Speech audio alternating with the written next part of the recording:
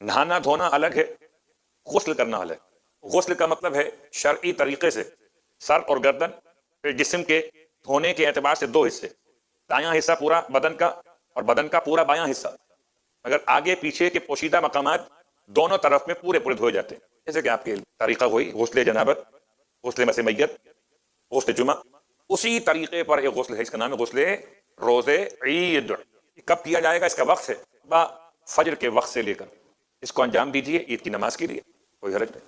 صبح آپ نے اذان فجر کے وقت میں غسل کیا، جب چاند کا آپ کو یقین ہو گیا اور اب عید کا دن ہے مثلاً آپ کے لیے، تو اس دن صبح اذان کے وقت سے آپ غسل کر سکتے ہیں، اور اس کے بعد بھی کر سکتے ہیں، اس کے بعد بھی کر سکتے ہیں، یہاں تک کہ لفظ عید کے اعتبار سے غسل کو مراجع نے بیان کیا کہ یہ غسل پورا جو ہے وہ عید کا کہلاتا ہے۔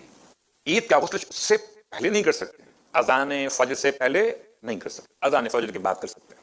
کہ آیا اس غسل سے کیا نماز پڑھ سکتے ہیں یا نہیں پڑھ سکتے؟ یا اس غسل کے بعد آپ کو وضو بھی کرنا ہے؟ ہر آدمی اس مسئلے میں اپنے مرجع کے فتوے کو معلوم کرے۔ ہم یہاں صرف آغا سیستانی کے فتاویٰ بیان کر رہے ہیں، تو آغا سیستانی کے اعتبار سے غسل روز عید الفطر اگر انسان انجام دے تو بغیر وضو کے وہ اپنی نمازوں کو پڑھ سکتا ہے۔ نہاتے ہوئے آپ دعا پڑھیں، اللہم تصدیقاً بک، اے پروردگار میں تجھ پر ایمان رکھتا ہوں، ایماناً بک و تصدیقاً بکتابک، اور میں تیری کتاب کی تصدیق کرتا ہوں، و اتباع سنت نبی کا محمد صلی اللہ علیہ وآلہ۔ تین جملے۔ اگر آپ کو عربی یاد نہ رہے تو خدا کو اردو آتی ہے۔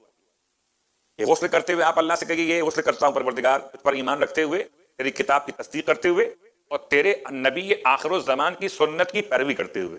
اور غسل کرنے کے بعد پھر یہ دعا پڑھیے، اللہم اجعلہ کفارۃ لذنوبی وطہر دینی واذہب عنی الدنس۔ تین جملے اس کے، 6 جملے ہو گئے، 3 غسل کرتے ہوئے اور 3 جملے غسل کرنے کے بعد۔ ترجمہ کیا ہے اس کا؟ اللہم اجعلہ کفارۃ لذنوبی، اے خدا اس غسل عید الفطر کو میرے گناہوں کا کفارہ بنا، میرے گناہوں کا کفارہ بنا۔ وطہر دینی، اس غسل روز عید کو میرے دین کی پاکیزگی کا ذریعہ بنا دے۔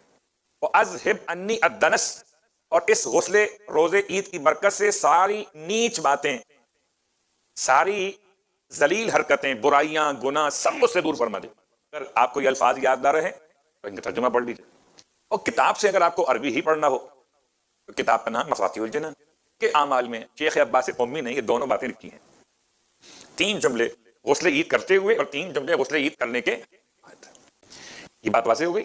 غسل عید کرنے کے بعد آغا سیستانی کے مقلدین اب اگر کوئی ایسا کام نہیں ہوا اس سے وضو باطل ہو جاتا ہو تو اسی کیفیت کو لیے ہوئے یہ نماز پڑھ سکتے ہیں۔ ایسا کام ہو گیا سمجھیے اس سے وضو باطل ہو جاتا ہے، ریح کا خارج ہو جانا یا یورین پاس کر دینا الی آخر، یا نیند کا آ جانا، پھر وضو کیجیے پھر نماز پڑھیے۔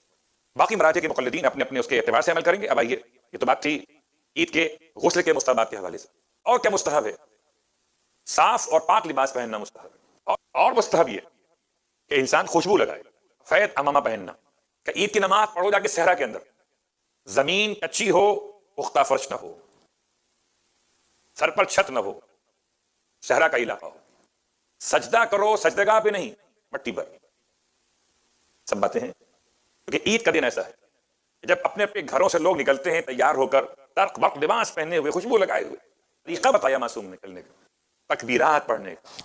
ارشاد فرماتے ہیں اللہ کے حبیب کہ اپنی عیدوں کو سجا لو، اس سے اللہ اکبر سے، لا الہ الا اللہ سے، الحمدللہ سے، سبحان اللہ سے، اپنی عیدوں کو زینت دو، سجاؤ۔ اللہ کے حبیب کا فرمان کتاب کا ظلمال کے اعتبار سے۔ یہ وہ تکبیرات جو پڑھی جاتی ہیں اس کا بیان بھی آنے والا ہے۔ تو گھر سے نکلتے ہوئے جب آپ چلیں، یہاں تک لکھا جائیں کسی اور روٹ سے، واپس آئیں دوسرے روٹ سے، یہ سب ہے ہمارے جتنی شوق اور ذوق سے عید کی نماز پڑھی جاتی ہے ایسی کوئی نماز اور پڑھی ہی نہیں جاتی۔ اس لیے آغا سیستانی ارشاد فرماتے ہیں اس مسئلے میں 1497